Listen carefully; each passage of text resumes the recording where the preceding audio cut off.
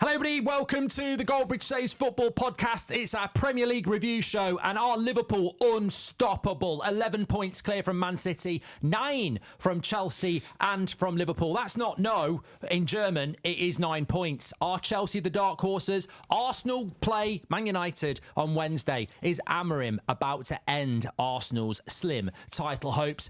Era's come to an end, said Eric Ten Hag. Is it time to sack Unai Emery? I'm joking, but they are not doing that well, Will. He'd sack him. He'd love to sack him. Also, Spurs being Spursy and a relegation story that's not been told that we'll be telling as well.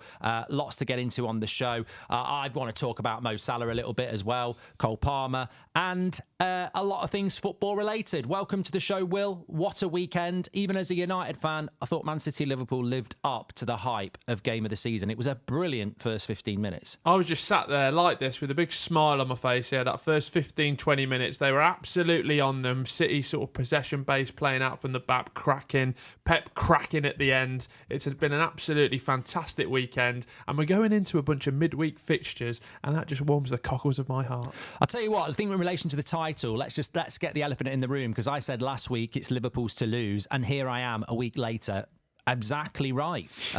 11 points they are ahead of Man City. Yep. Gary Neville said it would be absolutely ridiculous if Man City to win this title.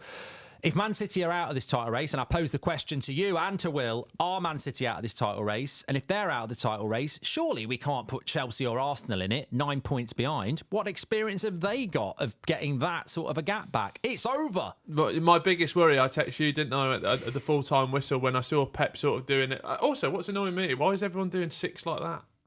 Yeah. Anyway, that even more signs that he's cracking. The way he reacted to that, sort of, it was all smiles at the end, wasn't it? Or even all the staff were sort of I'm that. not falling for that PR. Yeah, but that's what worried me the most. It's sort of, I tweeted out the old Michael Jordan meme, when that really got to him, and that's what used him and fueled him. And I really think this is either going to be the catalyst or the final sort of end of the dawn of this age in Manchester City side. So I'm happy, but I'm also worried because a scorned Pep is a dangerous Pep. But 11 points is basically 4 wins. And obviously they have got to go to the Etihad, Liverpool, so you could pull that back. But I just think that it doesn't look like Man City are going to suddenly start winning 10, 12 games in a row, which is what they would need. And I think Liverpool, I understand Liverpool fans because they're sort of like, it's only December, slots only just come in. They're playing. I've played the game. You know, you don't want to be going, the title's over in December. Yeah. Completely not. But we're not Liverpool fans, so we can look at it and go, come on, 11-point gap. Arsenal 9 points behind. They're going to drop points. Chelsea going to drop points. If you had to say who's the strongest contender still, Man City. Yeah, over Arsenal. Yeah, just because they can still go on a juggernaut run. But it's like United fans saying we're 4 points off top 4. We're not, because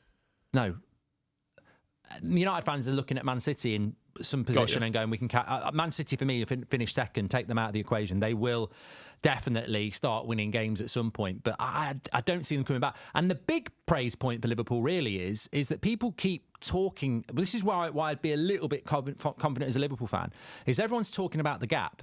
Oh, it's 11 points. Oh, we don't want we're not but no one's talking really about how good Liverpool are. Like, they are the best team in the league. Man City, I never thought I would see what I saw yesterday or the last few weeks, deservedly beaten by Bournemouth, by Spurs, by Brighton and by Liverpool. Definitively second best in every single game. This Man City fall-off was meant to be about a court case, and here it is playing out in November. They're absolutely atrocious. They're a one-man team. Without Rodri, they're just very ordinary. People are cutting supply lines to Haaland. They've got no response. Liverpool are quite clearly the best team in the league, and Arsenal are probably the second best at the moment. Yeah, and the best thing is, like you speak about the 1-1-5, it was at that point where we thought, right, Pep's got an injury, what's he going to do? And his plan B's, his plan C's, and his plan D's, like Mateus Nunes had an absolute stinker. I think Rico Lewis dropping into midfield and different elements of that. Like, the changes have not worked, and that's where I've normally been so worried.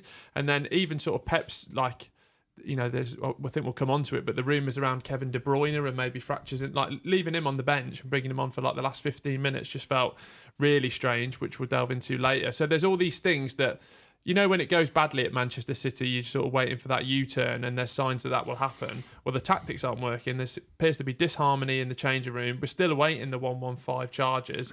January, I don't think they'll be able to spend that much money, really. I mean, they have got it, but I don't think that will change it. And it's just a great day to stop the 5 in a row happening. But how we've spoken about many things like Rodri, the Pep contract, the 115, maybe, tiredness, fatigue, relentlessness, repetitiveness, might be complacency. I don't think anybody was predicting they were going to lose 4 Premier League games in a row. And none of them, and they weren't good before then. They should have lost to Fulham. They got a 1-0 against Southampton. The Wolves game. So they've been bad for 7 Premier League games. That's what people forget. This is absolute consistency from Man City, and they've probably got more points than they should have got in the last 7, even though they've lost the last 4. Why is it happening, Will? Why is it happening? Because they were dominated yesterday, and Pep had no tactical answer at all. For about 5 minutes, the Doku and Savio substitutions worked, and then Slot brought on Kwanzaa and shut it down. That he had no tactical response, and many people say Pep. He got nonsense about Pep's not a good coach and everything like that. He is a good coach, but he has got no answer at the moment. Yeah, I just think it's strange. Like, you look at the midfield two of Ilkay Gundogan and Bernardo Silva. You only have to look back to that Tottenham game where Gundogan doesn't track his man. James Maddison slips in the back post. I think that midfield, although it's been delicate and been able to pass the ball around, it's been competitive, and they just haven't got that. Even when Rico Lewis drops deeper, the fall off of John Stones is out of the team. I think there's a disfavour there. Kyle Walker's drop off needs to be studied, doesn't it? Because what's happened to him? Matthias Nunes didn't add in everything, and you love to speak about Erling Haaland. Would he play for anyone? Well, it doesn't look like he's playing for Manchester City at the moment because he's been playing absolutely stinking.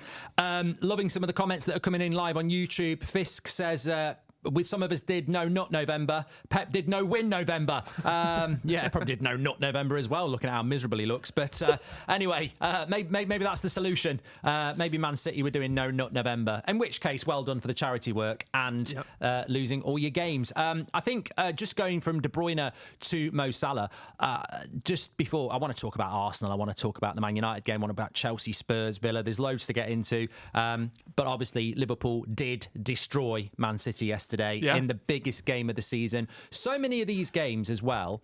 I've played the game, I've watched the game. Many of us have. We hype these games up and they often don't deliver. I did think, and we spoke about this last week, that Liverpool have got to get at them. The crowd will be simmering, get them boiling. They did that. It could have been 3-0 up after 5 minutes. Van Dijk missed 2 good chances. There was a couple of more blocks than Lego there was yesterday, as I said. It really did live up to it. But also what lived up to it was Mo Salah. There was a pass in the second half to Diaz with the outside of the foot. From Diaz, Trent? No, it was from Mo Salah. He outside of the foot did it. It would have been a worldie of an assist. The actual cross for Gakpo was brilliant. This in a big game, on the biggest stage where the world's watching, Mo Salah delivers. We've spoken about this so much. I hate doing it. I think he's massively underrated. But there are people out there in the media who can continue to push this "he's not world class for me" stuff. Why do we think that is? Because quite clearly, you watch someone like Mbappe, who probably gets overhyped. Mo Salah, massively underrated, and consistently, week in, week out, proves his worth. But then, again, yesterday shows it in a massive game as well. Well, I think even in the Sky coverage, I was sort of watching it retrospectively this morning, and they were speaking about, they were really praising his numbers. And then I think a question got brought in, we're like, yeah, but his physical stats are down. And we're like, he's just come off a game against Manchester City, who are the champions, and he's scored and assisted, and he's played absolutely unbelievable and could have won man of the match. So I just think... missed the one-on-one, though. Yeah, exactly, yeah. So I just think there's this narrative of trying to pull him down for some different reason. I think the Carragher comments probably got misinterpreted a little bit in terms of, I can see why he's defending the club, but I also think that's why he said yesterday Liverpool have always been put the club first. But in that time period, how many Premier League titles have they won? This is a time where you maybe say we could win 2 Premier Leagues if we keep Mo Salah on for the next 2 or 3 years. So severely underrated. I'd maybe put him up in my Mount Rushmore of greatest Premier League all-time players now. And also, we say it every time, but you don't know what you've got till you've gone.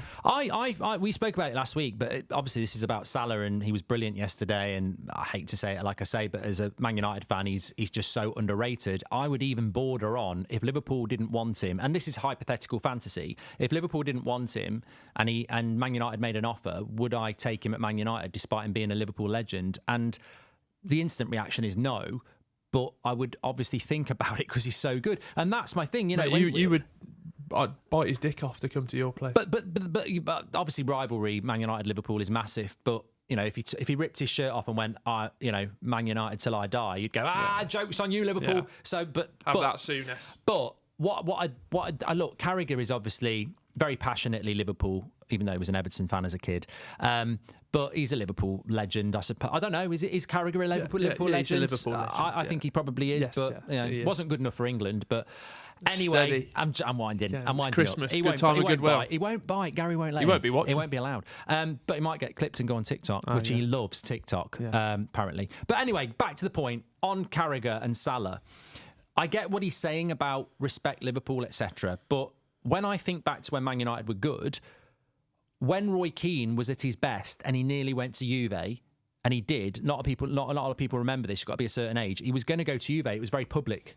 Went on for about 3 months. He was going to leave United because the contract wasn't there. I think it was around 2001. And every United fan at that time was like, fuck, give him the money. Give him the money. He is bigger than a player. He is the team. And he was Sir Alex on the pitch. It was like, this cannot happen. And eventually United gave him the money, but there were negotiations. There wasn't any United fans or ex-players at that point going, oh, he's disrespecting the club or anything like that, because he was that important. And when I look at Mo Salah at Liverpool, he is going to be irreplaceable, because nobody is going to be at that level and that consistency. You'll bring a good replacement in, but you're talking about a top 5 player in the world who knows the Premier League like the back of his hand, and he's going to give you 2 more years of that. The drop-off is huge. Some players are not bigger than the club, but you've got to break the bank for them. And that's the argument here. And I think Salah's just wanting a fair price. I don't think he wants to be undersold. And you got, I think the whole, now we're in this where we are now, the whole backdrop is this looks like the end of the era for this Manchester City side. Like Pep is probably building a side maybe for his final year of this new 2-year extension. Whereas you could keep Mo Salah for the next 2 years and probably win. You could win 3 Premier League titles in a row, and you can have your money ball. I know Edwards has come in and that's what they're looking at and trying to find the next Mo Salah and stuff like that. But I think you have to be reactionary to the situation, because it's not a juggernaut Man City anymore, is it? No. Like, and I've been watching a lot of The Last Dance. I keep bringing up Michael, but you look at that. Jerry Krause, the GM, what was he trying to do? Well, we need to break up this Scottie Pippen, Michael Jordan side. Why? Because what did they haven't won since. It's not a juggernaut, it's a juggernaut. Yes, exactly. Yeah. Now it's a northern word for nothing. Yes. But one of us made a great point last week, and I can't remember who it was. I'd probably put a good Probably- bet on it probably being me. me. Probably me. Saying that Slot winning the league this year should happen, but his hardest year will be next year, even from when he took over, because if you lose Trent and you lose Salah and Van Dijk, that they're all. I mean, Van Dijk was brilliant yesterday. Trent was the one who played the pass to Salah for the first goal. goal. Was brilliant as well. They are massive losses, and Liverpool, there is an opportunity there. Man City look like they're dropping off. Do you want to be winning the league and then leaving the door open to an Arsenal, etc.? Imagine if like at the moment, it's in the realm of possibility that all those 3 players could go for free. Like the Trent one, I just don't get why it's signed delivered unless he is definitely going, because even if you sign him to a 6-year contract, what will he be, like late 20s? You can still get resale value off that if we're doing this money ball tactic. It does remind me a lot of United when we had like Giggs, Scholes, Keane, and you'd get Inter Milan at the time or Juventus sniffing around, and you'd be almost like, you can understand because the Italian league was big at that time, but then you're like, well, Manchester United, we're winning the league every year, we're competitive in the Champions League, the fans love you, why would you go? And the only reason can be money or a real desire to go to Real Madrid or something like that. And Real Madrid, like Danny Carvajal is at the end of that spell there, isn't he? So you've probably got the chance to go. Good friends with Jude Bellingham. You see them interacting after the defeat at Anfield. So I could really see him going to Madrid, but you can't lose a player of that quality on free. Coral AO says, City have not won a game since the 28th of October. Never seen this in a decade. Not a young squad either. Many will leave in coming seasons. I actually do think if Man City had Rodri back tomorrow, it would suddenly change, because I think they're a one-man team. Anyway, we spoke about Man City. Liverpool are there. They look unstoppable at the moment. You've got, actually, even though Man City are 11 points behind Liverpool, there are 2 teams closer. There are Arsenal 9 points behind, and there are Chelsea 9 points behind. Chelsea will get their moment. I think they could be dark horses of the Premier League at the moment, especially with Brighton bottling it on Friday. But Arsenal, good win against West Ham. Probably the most boring 6-goal first half I've ever seen. It was not actually that interesting, even though there were 6 goals. But for Arsenal, very, very good win. They now face Man United on Wednesday and Fulham next weekend. Liverpool go to Newcastle and Everton. You feel Arsenal have to win both, or not lose any points more. I mean, ideally, you want to come out of those 2 games with 2 wins and hope that Liverpool have maybe dropped 2 points and get it down to 7 or 6. They're playing Man United's Amorim. It's a different prospect now, isn't it? Well, just beat Everton 4-0. Amorim ball. Rashford's back. Shoulders back. Yeah. Smile on your face. When I'm cleaning windows. But you know what? I thought that I genuinely, I'm going to, red-tinted glasses go, the pressure is all on Arsenal. Like, you've got no room to manoeuvre. When you're 9 points behind, and let's not just, look, I'm going to play as a United fan here. You have been the second best team in England for the last 2 years, and it's been a juggernaut. That juggernaut is now a juggernaut. They're finished. Liverpool have took your place. That is hard to swallow. And you've got to challenge them, because they're going to take what you've been waiting for 2 years. The only way you're going to do that is by winning pretty much every game for the next few weeks and trying to apply some pressure to Liverpool, who may or may not slip. I feel Arsenal might slip up in the next 2 games. Yeah, the best thing for Manchester... Amorim could end Arsenal's title hopes, because if they draw, it's over. It's over. But you've got to see, so just to break it down, obviously Liverpool are going to Newcastle, aren't they? A tough place to go. It's a tough place to West go. Ham won. Yeah, but I feel like, when who did Newcastle beat Arsenal already this season, didn't they, at St James's Park? They did, yeah. And that was I think they got a draw against Man City as well. Yeah, so I feel like when Eddie Howe's playing those top teams at St James's Park, anything can happen. The best thing for you is... Liverpool looks so good, though. You can put all the pressure on to Arsenal. They are going to have to go there and win. And the best thing with this new Amorim setup, I think you can be reactionary. Like, obviously, he's got his set ways, but you can invite the pressure a bit more, try and be a bit more counter-attacking. And I could see you winning and being very smug on Wednesday night. Well, Plank says, get bent, Mark. Arsenal are winning the league, which is very to the point. But obviously, I'm playing pantomime villain. It is pantomime season. I genuinely would say this. Arsenal were brilliant against Sporting. They were ruthless against West Ham. They need to win. There is no margin for error. They are favourites. It's at the Emirates. And Man United, despite beating Everton 4-0, it like Amorim said himself, it was a pragmatic performance. It wasn't a good performance. You look at Everton in the first half an hour, and I think a Liverpool or an Arsenal probably do score 2 or 3 goals. There was a lot of, if you're clinical in the final third, which Everton are, if Everton have been invited back to someone's house for a bit of rumpy-pumpy, they'd fail with the door lock, let alone the fucking coffee or the bra. They wouldn't get anything. They wouldn't even get in the fucking door, even if the door was open. So you've got to remember, Everton can't score.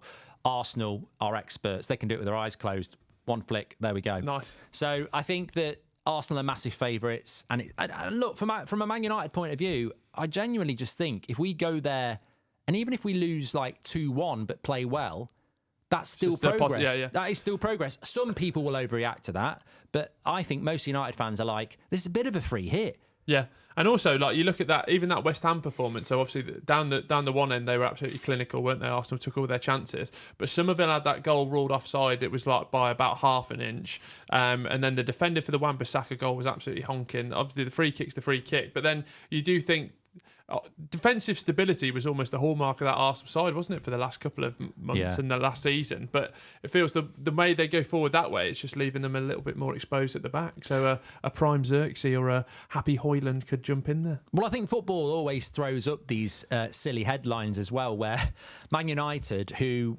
are effectively mid-table, and Arsenal, who've been ridiculously successful, it's not Man United that are going to end Arsenal's title hopes, but actually they will. If Arsenal don't win on Wednesday, even if Liverpool were to lose at Newcastle, it would still be 8 points gap. Like, Arsenal have to win. Yeah. Like, you've got to apply pressure to Liverpool. They have to win that game. Anything less than that, look, they've already done the silly home draws to Brighton. Who else did they drop points to at home? Or they lost to Bournemouth. Yeah, lost to Bournemouth. It was just the red cards and the own goals and everything that have sort of set them They've already apart. dropped enough points, so they've got no margin for error now. But you speak about this, this Arteta era being successful. Like, when we reflect back 10 years' time, whatever, like at the moment, trophy-wise, what is it? FA Cup.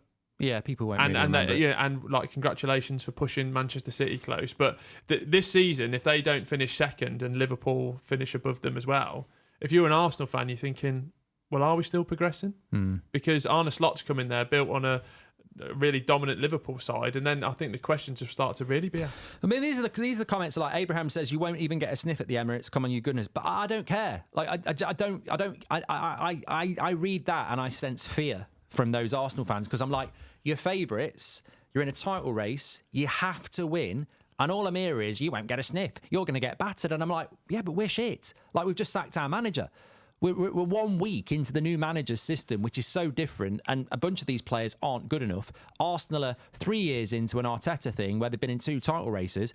You should batter us 4 or 5-0. I mean, actually, you should. So the pressure's on you. I think Arsenal will win, and if they do win, I just hope United put on a bit of some sort of progress. But if Arsenal don't win, your title race is over.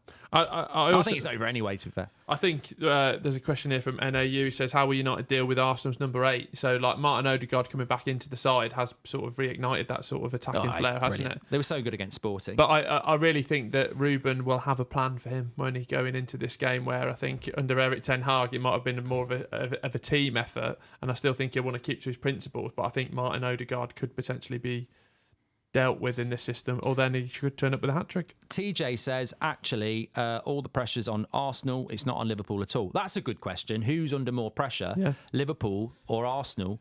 And actually, I think you're probably right. Because of the story, Arsenal have been, the bridesmaid for 2 years, finally get the chance to be the bride, and Liverpool have run off with the bouquet.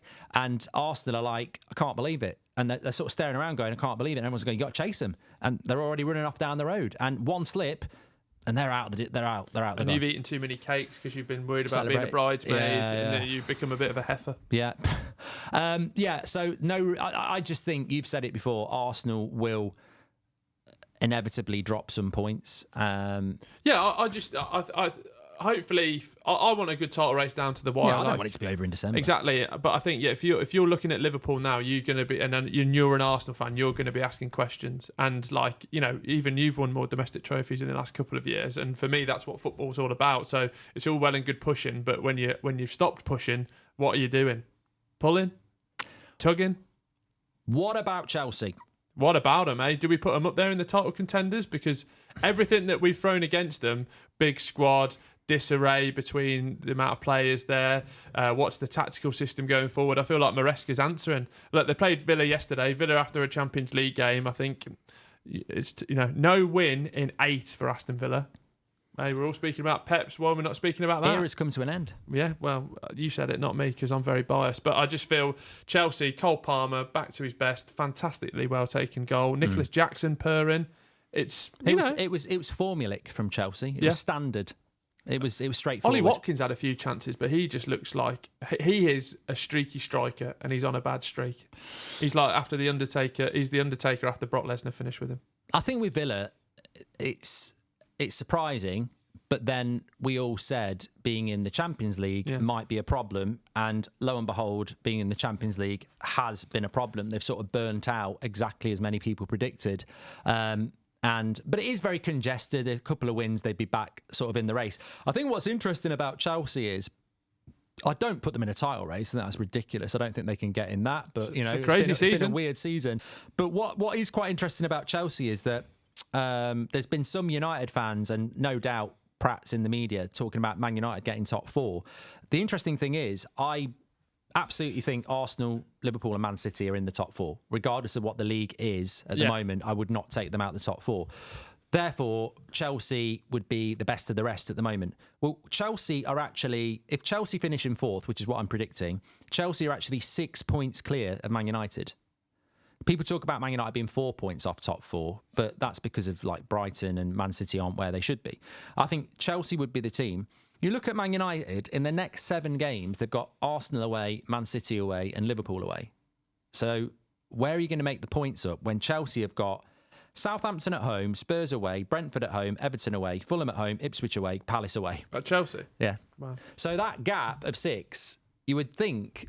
Oh, I don't think Man United are getting top 4 this season. I know, but that's what I mean. That's that reality bite. People look at the league and go, we're only 4 points off fourth, but look at our next 7 games and look at Chelsea are probably the team going to finish fourth. They're 6 points ahead of United. So, but that bodes well for Chelsea that they're probably not going to go anywhere and could conceivably go into New Year, maybe even second. But then you speak about that, like who were our sort of favourites for the top 4, because we speak about Liverpool sort of having a almost free hit at this title and the pressure being on Arsenal because of what they've done for the last couple of years. I mean, does pressure start to mount on Spurs because they've sort of been flirting with it for the last couple of seasons? Aston Villa and Newcastle obviously in a similar position as well. So I really think Chelsea can sort of, and just the way that, you know, that Europa Conference League squad, is it literally a different team? They've got 2 squads. Well, it sounds hypocritical because we're actually doing it, but nobody's talking about Chelsea. Yeah. They're not. No one's talking about them. Their next 7 games are really... I'm not saying they're going to win 7, but you could see them winning 5 and maybe drawing 1, losing 1. That'll keep them right up there. We won't talk about them until they get like a statement victory of like, you know, they've got Tottenham away, which, I mean... That's next Sunday. I'm looking forward to that. They could perceivably win. But like they're playing Man City away at the end of January. If they were still in there then... and then go to the Etihad and win that. I mean, God knows what sort of shape Pep's team will be in by then, if he'll still be there. But I think with Chelsea, though, they're just ticking away in the background, getting the points, comfortably in the top 4 at the moment. And at the start of the season, if you'd offered Chelsea fans top 4, they'd have bit your hand off. So I think they're already into bonus territory, aren't they? And everybody else, like you say, Spurs, Villa are falling, Newcastle can't find any consistency, United are obviously just restarting again. You sort of Brighton, I mean, bloody hell. I mean, what's that all about? You're at home on a Friday night to Southampton. You've just beaten Man City. You've had some really good results, and they do it again. They did the same to Ipswich at home. They're not in Europe, Brighton. You've got to win those games. Credit to Southampton. I mean, the offside goal was, you know, very tight, to say the least. But Brighton are not going to get top 4 if they can't win those games. So Chelsea are the team in there at the moment, and they look consistent, more consistent than anybody else in that top 4 race beyond sort of Arsenal and Liverpool at the moment. I think it's and they've got the talisman in Palmer. Yeah, I think it's exciting, like, because the pressure's off. You've seen the emergence and consistency of even a Nicholas Jackson and the form around that, and even the midfield seems to be getting sorted. The way he sort of is he like rotating Fernandes, Lavia, and Caicedo. I don't know if Caicedo's injured, but Enzo Fernandez back in form. So all those things that they bought in are starting to click, but in a season where we didn't think it would click. Look, I think a lot of people in the chat are talking about the pressure on Arsenal, Liverpool. You know, the title's not won yet. I get all of that, and honestly, I don't want it to be done in December. We've just had 4 years of Man City winning the league, and all right, it's a novelty that they don't win the league, and I think everybody's just quite excited about Man City not being a juggernaut anymore. But you don't want to substitute that for a team basically winning the title on December the 1st. So we do want to see some points being dropped, but I don't know. Again, you look at Liverpool. They've played Man City, they've played Arsenal, they've played Chelsea. They've played everybody that's really in the top 4, haven't they? I think they beat Brighton the other week. Even like I know United aren't up there, see where but like United away's done. United away's done. I can't remember whether they've played Spurs yet, but Spurs are Spurs. But they have played a lot of teams, and I think this is a difficult week for them, Newcastle away and Everton, because it's a derby. But it's the last one at Goodison as well, isn't it? If they pull through those two... But I mean, that Everton game could be a tricky one, because as much as Everton have been awful, like was last season near the end of the season, wasn't it? Wednesday night at Goodison Park when Sean Dyche put on an absolute Dyche clinic. I'd love to go down the Dyche clinic actually, see what was wrong with me. But he, I could see that being more difficult. I don't know, but Eddie Howe at home against the top team, it's almost like he's puts on these best displays. Where it's almost like Brighton, isn't it? You can beat a Man City at home and then keep drawing against Wolves, Southampton. Ipswich. I think the problem at the moment is what I've seen from Liverpool, especially against Real Madrid and Man City, is that they're not in a false position, unfortunately. They actually are really good. I mean, Van Dijk experience at the back yesterday. Their midfield is absolutely dominating. Then you've got Salah, Diaz. They've just got... I had been worried about... Robertson was brilliant yesterday. Yeah, I was just about to say, I'd been worried about Robertson because he's given away a few penalties. He's sort of been slightly chopped and changed, but he was... That ball he put in for... Was it Diaz that missed the opportunity? Just poked one round and he looked really back to his best. So you know what Liverpool remind me of? Have you ever seen The Masked Singer? Yeah. Where it's normally like... Who's that behind the mask? Yeah, and they come on and they sing, and it's normally like, I don't know. You've done that, didn't you? Davina McCall or someone like that. Yeah. Someone who's not a singer, and you go, oh, they've sang quite well. I feel like Liverpool are the masked singer, and they're singing really well, and you think, there's no way they could sing at Glastonbury, and then they pull it off and go, ha, the joke's on you, I am Chris Martin. Yeah. Because they're now in that position, and you're looking for some vulnerability, and then you go, we have got Van Dijk, Robertson, Salah, Alisson's coming back, we've all won the league before, and you sort of like go, this is not a team. They are over exceeding expectation, but hello, we've actually won the league before, and you sort of like go, they're used to a bloody league title race as well. It's tough. It's really tough for everybody. Man City are really the only team I think that can push them, and at the moment they couldn't push a bloody broom. Oh, steady you. No, I just think even the squad dynamics, like the way you said Alisson there, but Kelleher's been absolutely phenomenal. Trent's been injured. Conor Bradley comes in when he comes back. Exactly. So Tsimikas has been able to fit in at left back. Joe Gomez played yesterday. I don't think he'd started since April. He had a really good game against Van Dijk, sort of reigniting that partnership. The midfield's been unbelievable, and can it be slightly interchangeable? Luis Diaz was through the middle last night. I just think as a squad, what he's inherited and the way he's balanced it's been absolutely phenomenal. Of course, as somebody just said in the chat there, praying for injuries for Arsenal. We shouldn't pray for any injuries, but injuries could be something that derails any team this year. Robert McCormack says Betfred are giving 5-1 for United to finish above City. That's ridiculously low. I wouldn't bet on that anyway. But what would it take you to bet on? 50-1. No, don't be silly. You're being a bit silly. We're not finishing above Man City. No, I know, but 50-1. That's like silly. Richard says, I think Liverpool will win the Champions League, but not the Premier League. Controversial, Will. I think Liverpool would do well at this point if they don't want to bottle a 9-point lead. They do well to go, fuck the Carabao Cup and fuck the FA Cup. Well, I think they got Southampton in the Carabao Cup, so that should be all right. But you know what I mean? It's not. No, about, but I think it's volume. You don't want to be.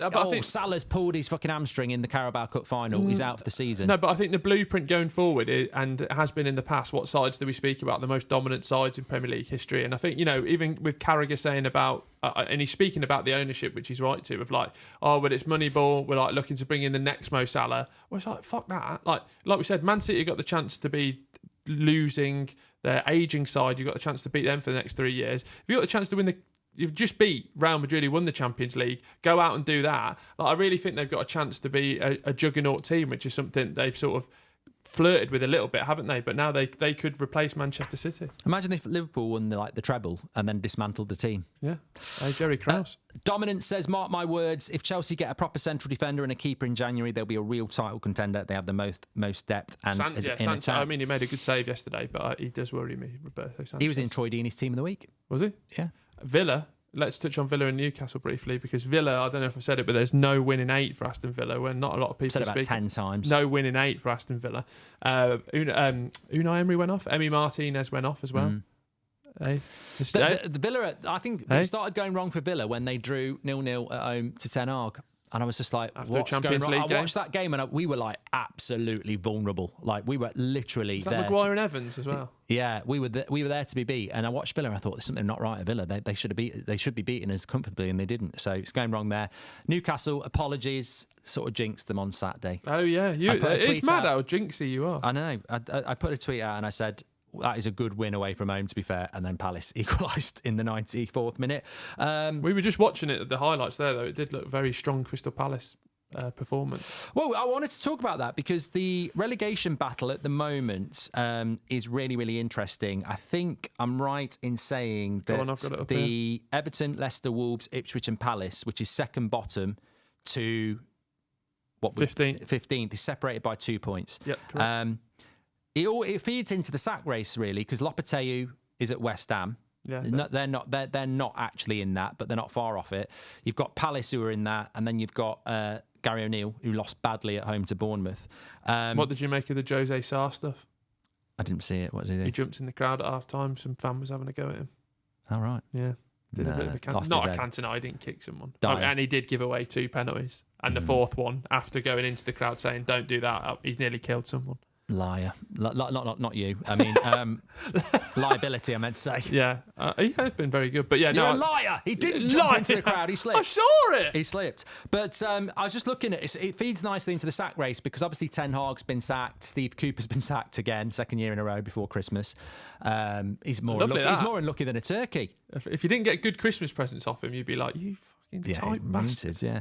But Lopetegui, Gary O'Neill and Glasner, I would say. Or maybe Russell Martin, but I think that's ridiculous sacking him. I feel like Glasner out of all of those, just because of the way Steve Parish is so ruthless. Well, look at their next 3 games. They are down amongst it. They've got Ipswich away midweek, then they've got City at home, and then they've got Brighton away. Big derby. Gary O'Neill's got Everton away, West Ham away, and Ipswich at home. Ooh. And then Lopetegui's got Leicester away, Wolves at home, and Bournemouth away. Those 3, keep an eye on Wolves, West Ham and Palace because their next 3 games are all against teams around them and they're the games you get sacked. And you don't get sacked because you lose to Arsenal. You get sacked because you've just lost to bloody Everton or Ipswich or something like that. So where would you go? You're going Glasner. I'm going Glasner just because you remember when Patrick Vieira was doing like an okay job and then he was coming to that rich game of form with those fixtures that were coming and Paris was like, I don't want you. Give the Owl a call, get in Hodgson. So I could see him getting rid of Glasner if he thinks they've really got a fear of relegation.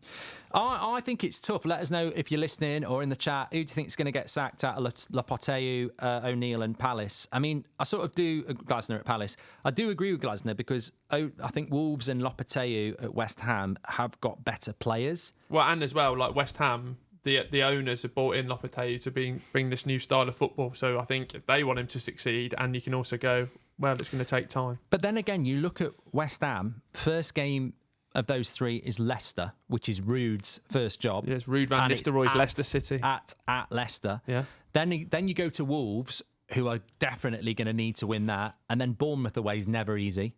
So, I don't know. I'm actually, you go Glasner, I'm going to go Lopetegui. Really? Yeah. What do you think West Ham fans, I did the watch along on Saturday.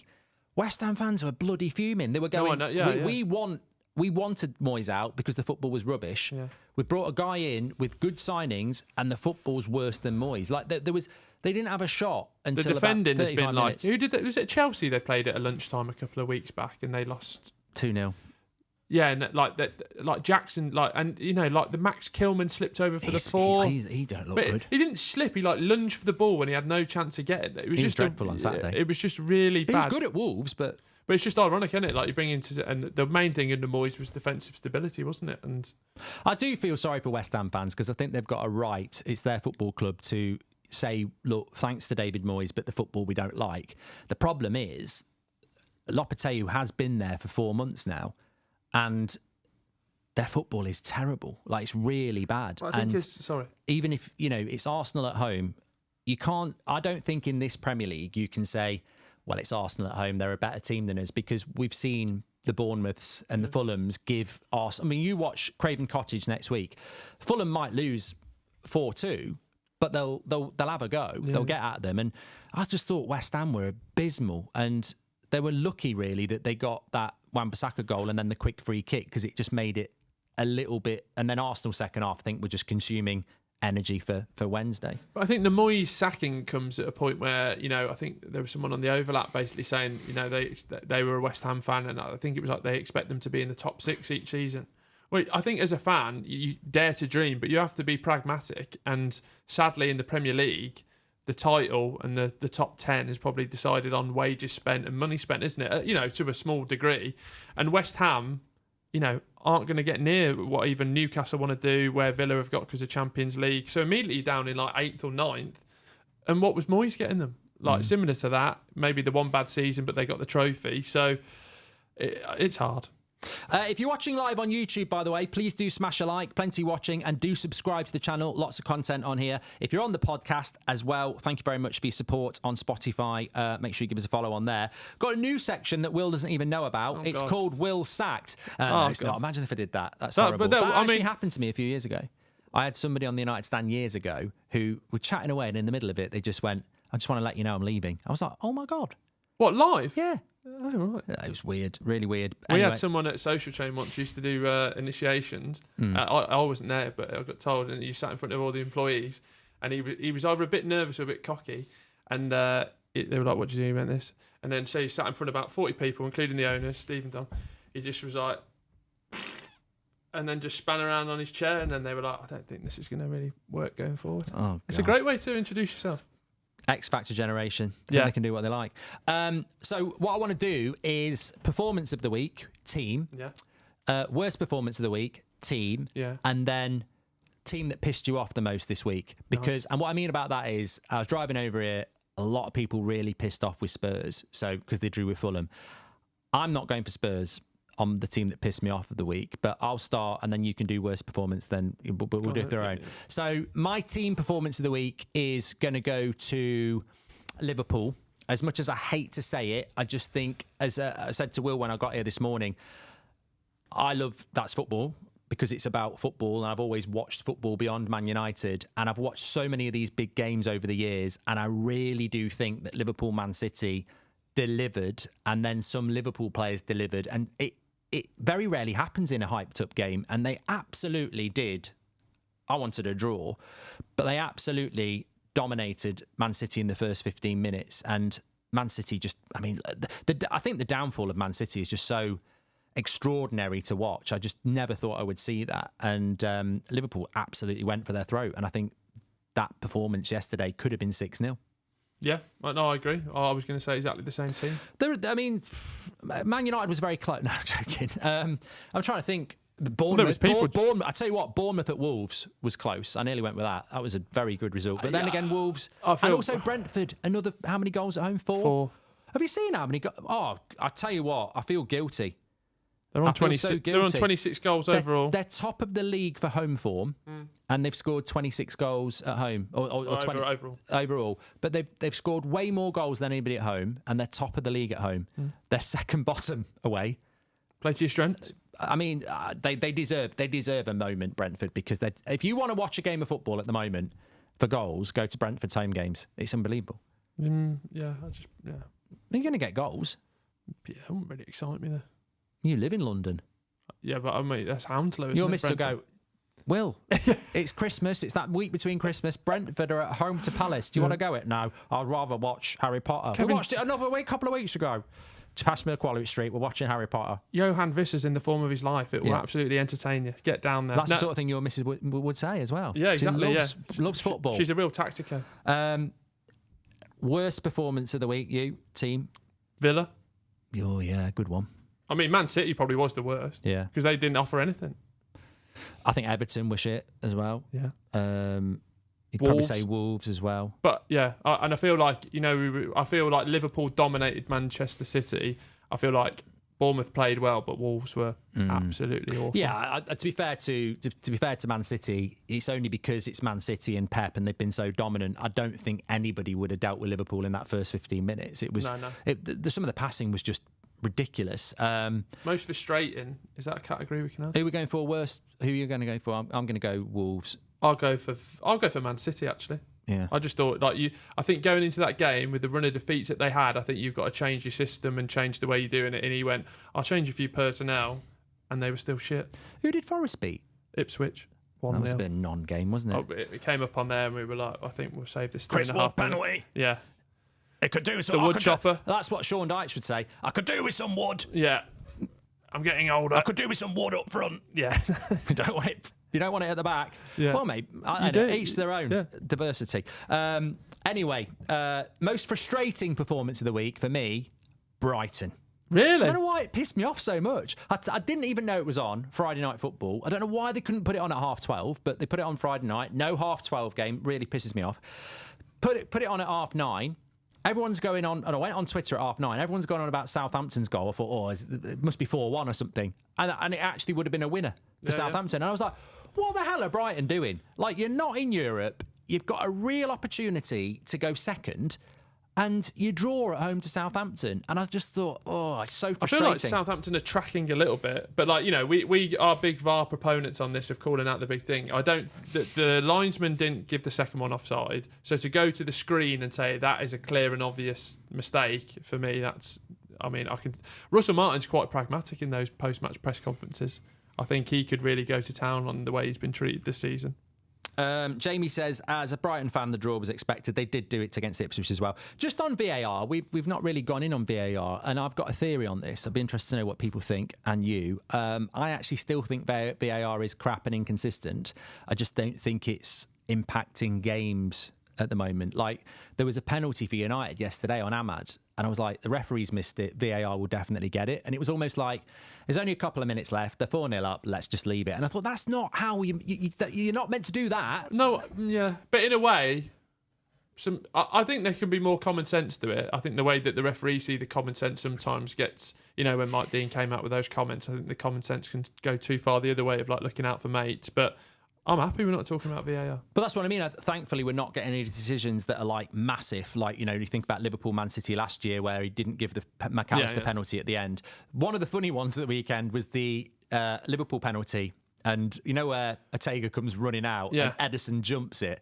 And someone said, he's hardly touched him. And I'm like, he's jumping, because if he doesn't jump, he's going to snap him in two. I mean, that's the most obvious penalty ever. But I thoroughly enjoyed it. And we haven't spoken about Spurs. I was going to say they were my most frustrating, just because I expected it. I don't know if excuse me if I'm wrong, but like Kulusevski was on the bench, but coming off the week where he's just put in one of the best performances he's ever played in a Tottenham shirt. So I don't know if the numbers were on him to say he wasn't ready or he was it, but he ended up coming on. So maybe it's that sort of Big Ange just tinkering a little bit too. Like, Dejan Kulusevski was the best player on the pitch against Manchester City. Surely you'd be starting against Fulham, and to get a draw, you'd just be like, oh, God's sake.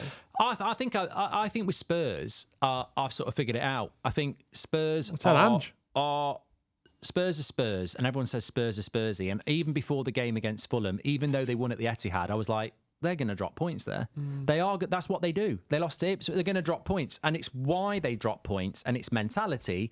But also, you can't just say it's mentality, because Ange has got a strong mentality. I think the bottom line is, when you look at Spurs, how many of their players are leaders and how many of their players would actually start for Liverpool? They have got good players. But if Spurs want to be title contenders, they buy good players, but they don't get the best mentality players. And I think that's going to be a problem for Man United. That's going to be a problem for any club that wants to be Liverpool or maybe an Arsenal or certainly a Man City. Spurs just don't have the players that are going to come into that football club, or they don't buy the players that are going to come into that football club and grab it. And they've got good players, but they're inconsistent. But I think that inconsistency comes from like the youth. Like, I think they changed a bit of their transfer policy, especially with Big Ange. You know, like Porro's young, Dragison's young, Van der Ven's young, Pape Sarr's young.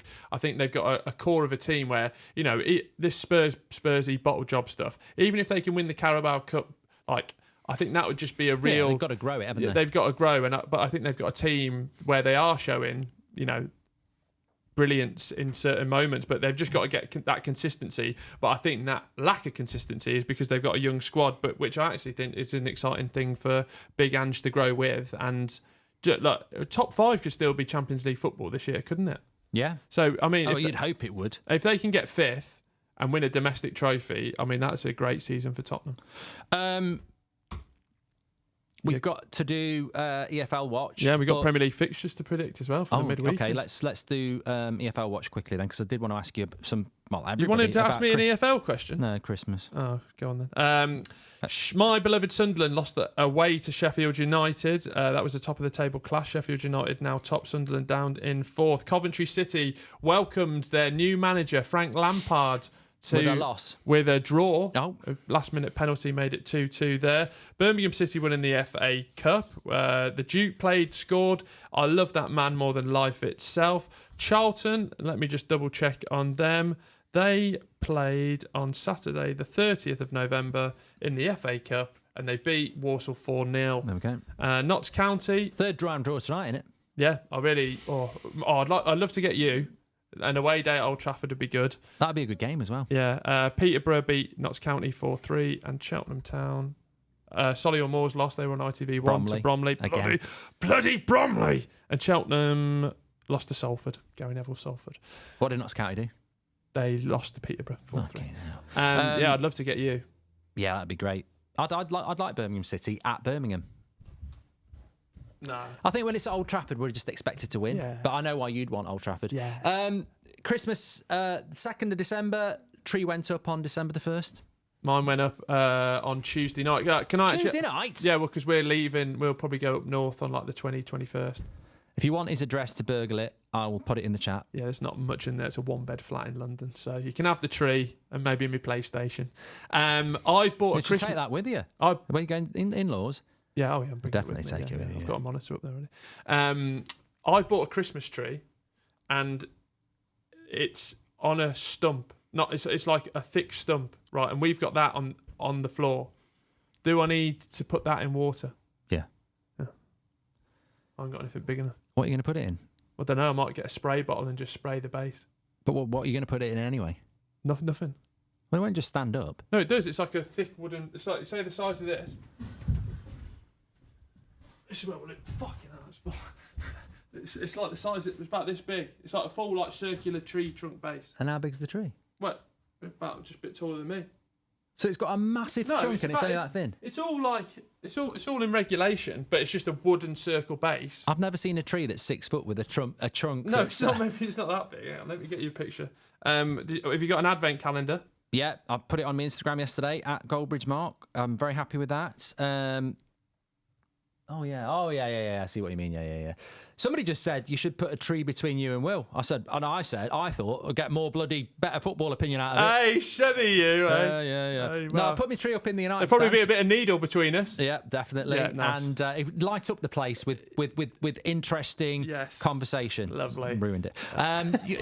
My tree's gone up in the United Stand studio. Oh, nice. And some lights in the background. Always love that. What, the one at home or the one in one at Manchester? home, yeah. Have they put one up in Manchester? They will do. We've not put one up Ricky here. normally, you know what Ricky's like. Oh, Ricky can source them, can't Del he? boy. Yeah. Ricky is Del boy. Like he'll turn up in his van with a fucking 20-footer. I'm not talking about his tree. Talking about his tree. And we go, we've not asked for this, Ricky. But, you can get one up. Yeah, you buy one, you get 4 free. I got a great advent calendar from the in-laws. It's a Marks and Spencer's chocolate one. Oh yeah. So I had a marshmallow whip this morning. It was lovely. We went to John Lewis on Saturday. I went with Seb, and they've got these, like Quality Streets. They've got these tins where you can just buy a tin, and then they've got all the Quality Street, so you can just scoop up what you want. So if you just want the purple ones, you can just fill a tin up with them, which is great. Seb loved it. We were going to get one, and then I said, really, I think we need to come back with your mum and sisters so that everyone can have a scoop and have a say in it. It's democracy. So he had a bit of a sulk. So I just bought him a normal bag of Quality Street. So he had a few, and then he emptied them in a bowl in the kitchen, and they were all out yesterday. I was just getting ready to go live for the United game, and I'm ashamed to say I opened 4 and just chucked them in the mouth. 4 of them? Yeah. Oh my God. And then I tried to balance it off with some Greek yogurt, thinking it would like healthy. Have you still got your thing on? Yeah. I'm just trying to winner stays on Quality Street chocolates. Celebrations or Quality Street? No, the chocolates in the Quality Street. So a toffee penny or milk chocolate block. Milk chocolate block. Milk chocolate block or orange creme. Milk chocolate block. Milk chocolate block or coconut eclair. Coconut eclair. Really? Yeah, that's like pineapple and pizza. That Oh is. my God. Coconut eclair or caramel swirl. Coconut eclair. Coconut eclair or orange chocolate crunch. Oh, definitely coconut eclair. Coconut eclair or strawberry creme. Coconut eclair. That's Seb's favourite, strawberry. That's my favourite. Yeah. Strawberry Mine creme. was when I was a kid. It's a bit immature, that is. You. I think that's all of them. There. No, there's still there's the hazelnut. Coconut eclair or hazelnut. Hazelnut, and there's a green triangle. Coconut eclair or green triangle. Hazelnut or green triangle. Hazelnut. Hazelnut or toffee fudge. I used to like that as a kid. Hazelnut. Nice. And that's what we're bringing to your Christmas content. Should do a celebrations one. We'll do a celebrations one, then we can do winner stays on Christmas movies. Oh yeah, okay. I watched the Christmas film yesterday, Handover. Really Really good, but never heard of it before. It's got Oscars and everything. Nice. Watch Gremlins on Friday night. Do you know what I'm going to watch this week? Planes, Trains and Automobiles. Apparently that's a Thanksgiving film. Well, I'm thankful it's on. I'm going to be watching it at Christmas. There we go. Any other business? What did you want to talk about? Premier League fixtures? Well, I think Arsenal will beat United. Right, I think Liverpool will beat Newcastle, but I don't know who else is playing. Man City will beat Forest. Let's go. Tuesday night, Ipswich Town versus Crystal Palace. Ipswich. Tight Ipswich win. Yeah, I'll agree with you. Tuesday night, Leicester West Ham. Ruud van Nistelrooy's Leicester. Leicester have got to win that, surely. Home. Ruud in. Welcome, Ruud. Manager bounce. Vardy. Yeah. Wednesday night, Southampton Chelsea. Chelsea, easy. Wednesday night. Could be big, that. Could be like 4. No, I think Southampton are trending up. I think they're finding a bit of feet. Chelsea, you've underestimated the dark horses again. No, I was going to go for Cole Palmer captain on that, but I actually think Southampton will throw a little spanner in the works. Manchester City versus Forest. I mean, look, where are we at now? Where you just normally go, hello, Man City. I still don't really understand what Forest are. I've watched them one time against Arsenal, and they were just a bit meh. So I watched them against Newcastle when they were a bit meh. I'm going to go Man City with that. I'm going to go Nottingham Forest win. Compile the misery. Newcastle Liverpool. I think Liverpool are too good. But It's what's a your tough prediction? place to go, Newcastle. I think Liverpool need to win that game because everybody chasing will be hoping that they drop points. So I'm going to go Liverpool. You're going to go Liverpool. I'm actually going to go Eddie Howe 1-0 Liverpool for Newcastle. 1-0 Newcastle, yeah. Everton versus Wolves. I'm going to go Gary O'Neill. Everton are just so bad at scoring goals. I'd have to go draw. Arsenal Man United. I think Arsenal. Let's put the pressure on them. Draw. Villa Brentford. I'd love a draw. I'd love a draw. Villa Brentford. Oh, Villa, because Brentford are shit away. 1-1. Fulham Brighton. Oh, that's a good one. That's the architectural old Premier League team versus what is the new modern day Premier League team. I think Fulham will win. I think I'll agree with you on that one. Bournemouth Tottenham. Oof. This should be a Tottenham win, but yeah, I think Tottenham will win that because Bournemouth will open up. Thank you very much for all your live chats. Robert McCormack says, Mark's new channel, that's chocolate. I'd love to do that. Imagine the freebies. Today, we've got Snicker against Maltesers. Oh, lovely. The history of the truth about Snickers. Advert campaigns. Nice. The controversies. Yeah, exactly. Someone choked on a Malteser. They didn't die. Why Starburst changed their name. That's sweet. Mark, I like that you made it about the team and not Player FC. Thank you for that, says Caitlin. Kian says, happy birthday to Connor O'Donnell. Had the great birthday gift of Amad Diallo on the weekend. What about Liverpool? The quadruple, says Flynn. And Mr. Mojo says, love the pod, guys. Mark mentioned it earlier, but who from the media specifically has said Mo Salah isn't world class? All of them. Yeah, there's mainly that radio station. There's quite a few people on there who've said it. But he's massively underrated anyway. There's not really anybody in the industry of the mainstream that constantly says Mo Salah's world class when he is. Yeah, 100%. Any other business I just wanted to chat about was one about ownership, but we'll leave that for the other week. Gary Neville's doing watch-alongs this week, competing against you on Wednesday night. Yeah, I wouldn't say it's competing. No. I mean, they're a mainstream outlet with a huge budget. I mean, they pay tens of thousands of pounds to their guests every show. What do I pay you?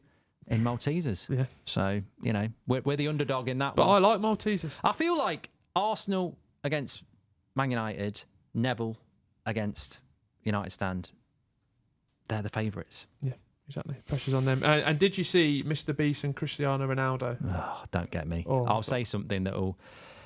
Yeah, I just think it's all a bit... Well, the interview was absolutely horrendous. I just think... I edit about once a year... And I reckon I could have done a better job than that. But I also think at that level, 65 million views, the authenticity of it in a footballing sense is gone. It was like me and you on our first podcast. If I had 1 million views on a video, I'd be running around that shirt with my top off. And it's like, Mr. Beast and Ronaldo, that's not authentic YouTube to me. And already, if this was a pre-record, there'd have been about 3 memes added in, like... Yeah. I mean, look, I've spent time with Mr. Beast. I wouldn't say I know him, but I don't think football and him are really... No, he gets 65 million views. You've got to... what he's built and everything is amazing, but... He's the king of the formats, isn't he? Yeah, you don't have to go, I found that... Look, have I watched it? I've seen the clips. I'm like... He put one on his channel as well. But Ronaldo, I love Ronaldo. I absolutely love Ronaldo, but he's never going to sit down and do an interview with someone like me or any other integrity-driven outlet because he's too big.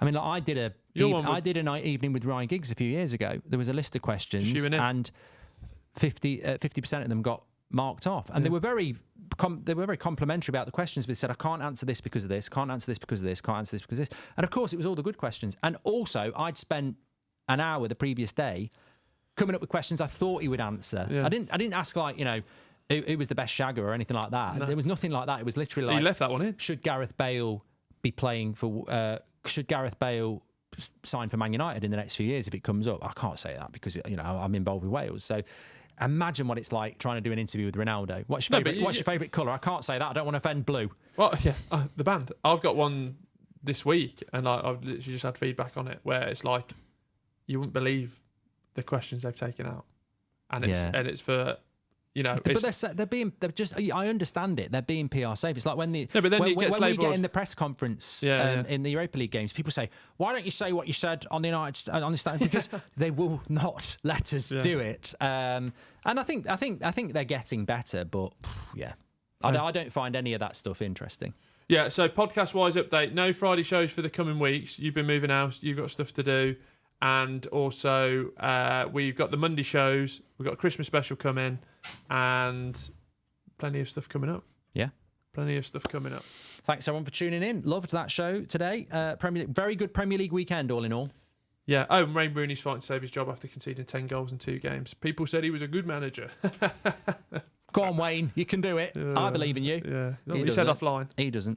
Thanks, everyone, for watching. Get your comments in below as per usual, and we'll speak to you on the next one. See ya.